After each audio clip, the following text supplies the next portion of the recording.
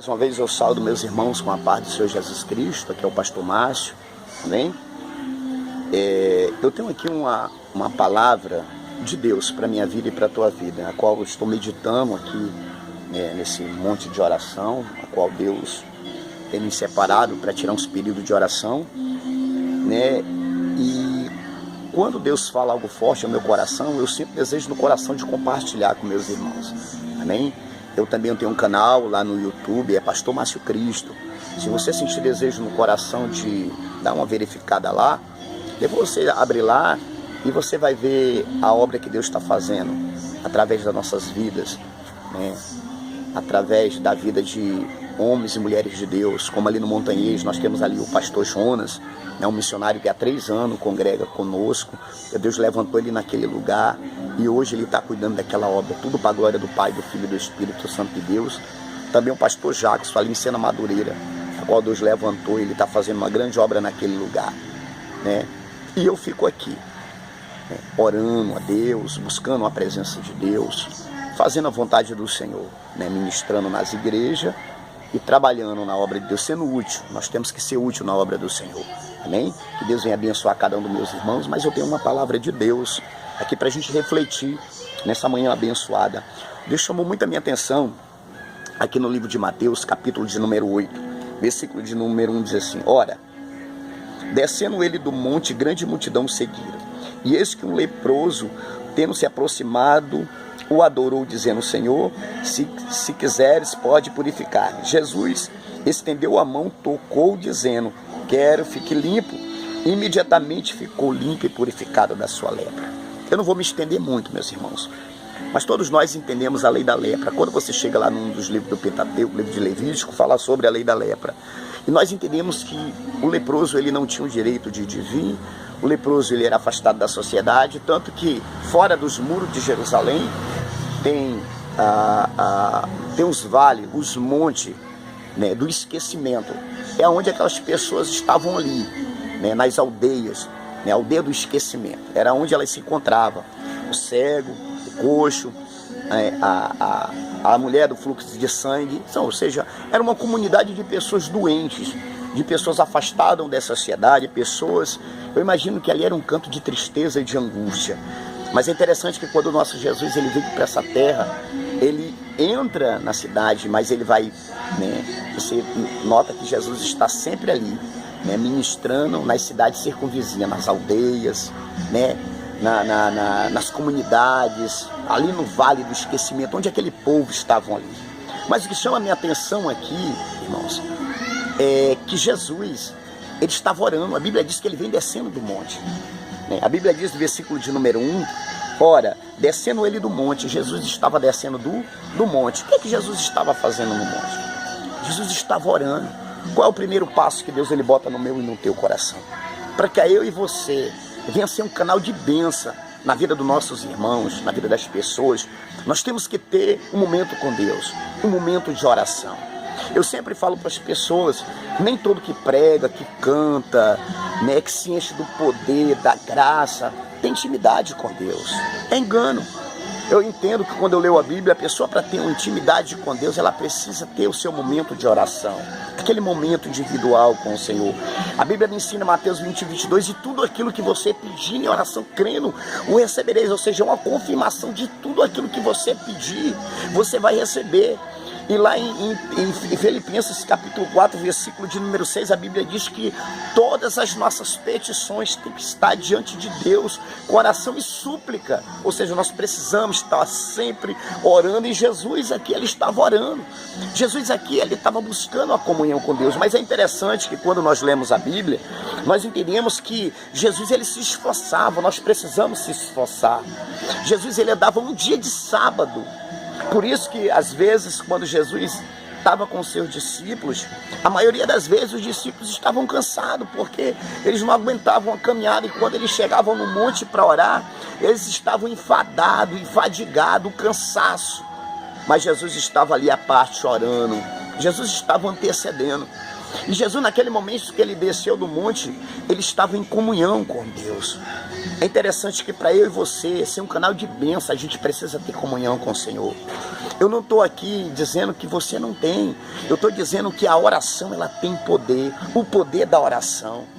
Lá no livro de Tiago, capítulo 5, versículo de número 16, a Bíblia diz que a oração de um só justo, ela pode muito em seus efeitos. Há quanto tempo a gente não vem orando? Há quanto tempo nós não vemos buscando a presença de Deus? E há quanto tempo a gente não tem alcançado o nosso milagre, a nossa bênção? Quem sabe nós não estamos orando errado? A Bíblia diz que os discípulos de João, eles sabiam orar, mas os discípulos de Jesus não sabiam orar. Quando você chega lá em Lucas, capítulo de número 11, os discípulos vão indagar a Jesus, porque eles sabem orar e nós não sabemos orar. E Jesus ele chamou os seus discípulos à parte. E lá em Mateus, capítulo número 6, do versículo 9 até o 13, Jesus ele começou a ensinar os seus discípulos a orar. E é interessante que foi aquela oração que Jesus deixou para mim e para você. E ela começa assim: Pai nosso que estás no céu. Ou seja, Jesus estava abrindo ali o entendimento dos seus discípulos, que o Pai não era só de A, B e C, o Pai era nosso. Significa que Jesus estava dizendo: olha, eu quero comunhão, eu quero mais união entre vocês. Ou seja, o poder da oração, mas a oração ela tem que ser compartilhada. Pai nosso, o Pai não é só de A, de B e de C. E hoje nós estamos vivendo isso. Hoje não tem união no meio dos nossos irmãos. Irmãos, infelizmente eu vou ter que falar isso que eu vou falar, mas a placa da igreja não vai levar ninguém para o céu. Se eu e você não orar um pelo outro, se eu e você não abençoar uns aos outros, sem sombra de dúvida nós não vamos herdar o reino dos céus. Nós precisamos andar em comunhão, orando uns pelos outros. A armadura de Deus, ela só é completa, está lá em Efésios 6, versículo de número 18, que nós temos que orar sem cessar, principalmente pelos santos, pelos homens e as mulheres de Deus. Precisamos orar, anteceder pela vida dos nossos irmãos. Para que eu e você venha ser um canal de bênção, nós temos que ter essa comunhão, nós temos que estar sempre descendo a casa do oleiro. Jesus, ele vinha descendo do monte. Jesus ali, ele estava dando um grande exemplo para mim e para você. Que para eu e você ser um canal de bênção, a gente precisa buscar, precisa descer, precisa orar. A gente precisa buscar ter esse contato com o Pai. Eu posso ter uma leitura boa, eu posso cantar bem, louvar bem. As pessoas podem se aproximar de mim, porque pode dizer: olha, ele é um profeta, ou ela é uma profeta de Deus. Mas isso não quer dizer que a gente tenha comunhão com o Senhor. E é necessário que eu e você tenha. Jesus, ele deu esse exemplo. Jesus, ele vinha descendo do monte. E quando ele desceu do monte, aquele leproso, ele foi até Jesus. Outro ponto que eu aprendo, no versículo de número 1 do capítulo de número 8 de Mateus: visão, determinação, coragem. Nós precisamos, aleluia, vencer os obstáculos. Aquele homem, ele teve visão. Aquele homem, ele se aproximou da pessoa certa. Ele percebeu que ele vinha descendo do monte. E aí ele foi, se esforçou para buscar a sua bênção com Jesus. O que é que eu aprendo com isso? Que nós temos que andar com pessoas, aleluia, que verdadeiramente tenha compromisso com as coisas de Deus. Porque no nosso meio existe pessoas de tudo quanto é jeito. E a gente sabe disso. Tem pessoas que se aproximam de nós, irmãos, e só traz palavra que entristece, palavra que abate. Nunca traz aquela palavra: olha, vai dar certo, vai conseguir, tu vai levantar tua cabeça. Não. E nós temos que se aproximar de pessoas que oram, que buscam, que verdadeiramente você acredita em que Deus está na vida daquela pessoa. E aquele leproso, ele observou tudo isso, e aquele leproso não aceitou viver aquela vida que ele estava vivendo. Eu não sei qual é a vida que você está vivendo hoje. Eu não sei se hoje o teu dia não está bem, mas você sabe. Então desça a casa do oleiro, busque a presença de Deus, faça como aquele leproso, se esforce no Senhor, busque o seu milagre, corra, lute, levante a cabeça. A Bíblia diz que a fé, sem a obra, ela é morta. A gente tem fé, a gente crê, a gente acredita, mas a gente também precisa dar um passo, a gente precisa levantar a cabeça, a gente precisa superar esse obstáculo que está na minha frente. Qual é o obstáculo que está na tua frente? Qual é a muralha que está na tua frente? O que é que tem te parado, te paralisado? O que é que tem te entristecido? Porque aquele leproso estava ali, a lei estava matando ele, a lei estava destruindo o sentimento dele, a lei estava detonando, aleluia, com a ida e a vinda daquele homem, mas ele não aceitava. Então não aceite viver uma vida escravizada pelo diabo, não aceite viver uma vida ameaçada pelo cão, porque aquele leproso lá dentro, ele era ameaçado. Olha, não saia, porque não vai dar certo, tu não vai conseguir.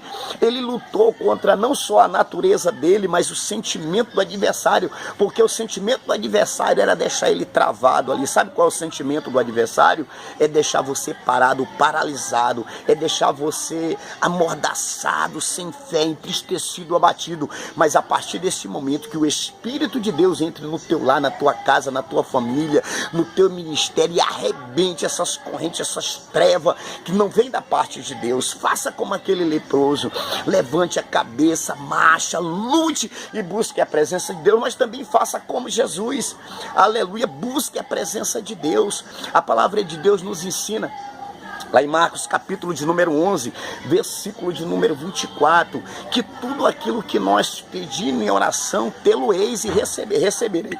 E tê-lo-eis, ou seja, a partir do momento que você apresenta diante de Deus tudo aquilo que você botar diante do trono de Deus, como está escrito lá em Apocalipse capítulo 8, né, versículo de número 3 adiante, a Bíblia diz que a minha oração e a tua oração está diante do trono de Deus. Quer ter resposta de Deus? É joelho no chão, cara no pó, clamando, buscando a presença dele. E muitas vezes, irmão, a gente liga para um irmão, a gente liga para uma irmã, a gente pede oração de fulano de tal, e a Bíblia nos ensina, olha, entra no teu quarto, faz a tua oração com o teu pai em secreto, e o teu pai que está em secreto, ele vai te ouvir e ele vai te responder. Então receba essa palavra, segure essa palavra no seu coração. A Bíblia nos ensina lá em 1 Coríntios capítulo 3, versículo de número 16 até o 17, que o nosso corpo é templo de Deus, é habitação de Deus, é morada de Deus. Escute, Deus, ele está dentro de você, Deus, ele está te ouvindo, ele está vendo essa luta que você está passando, essa peleja, essa guerra que você está passando, e ele não vai, aleluia, te abandonar, jamais ele vai te abandonar. A Bíblia diz que aquele que habita no esconderijo do Altíssimo, a sombra do Onipotente descansará. Aqueles que confiam no Senhor como um monte de Sião, que não se abala mais, permanece para sempre. Você vai permanecer, a tua família vai permanecer, os teus filhos vão permanecer, o teu casamento vai permanecer, a tua vida espiritual vai permanecer, o teu ministério ele vai crescer. Irmãos, receba essa palavra, guarde essa palavra no seu coração, aleluia.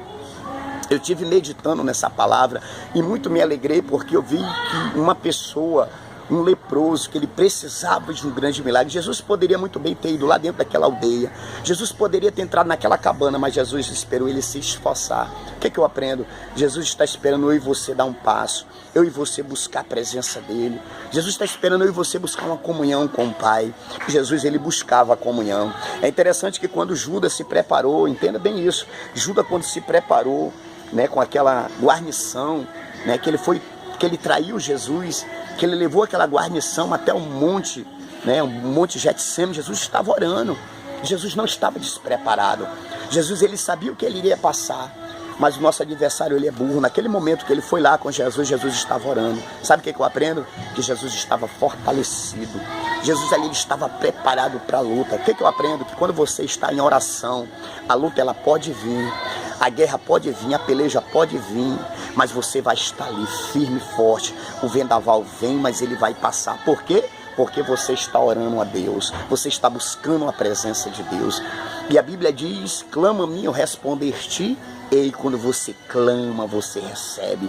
Aprenda uma coisa, a tua oração, ela tem poder. Recebe essa palavra no teu coração, guarda ela no teu coração, tá? Que Deus venha te abençoar, você, a sua casa, a sua família, né? E o que eu puder fazer para estar orando e apresentando, estarei aqui, orando e apresentando, amém? Visite o nosso canal lá no YouTube, é Pastor Márcio Cristo, né? A hora que Deus permitir, eu vou estar aqui, lendo, ministrando a palavra do Senhor, e o que o Espírito de Deus botar no meu coração, e que eu puder compartilhar, eu vou compartilhar, amém? Que é bom nós usarmos a internet para isso, para orar, para meditar, para profetizar na vida dos nossos irmãos, amém? Que Deus os abençoe, que Deus venha te guardar, você, sua casa, sua família. Deus venha abençoar todas as áreas da tua vida, em nome do Pai, do Filho e do Espírito Santo de Deus. Pastor Márcio e família, que Deus vos abençoe, em nome de Jesus Cristo.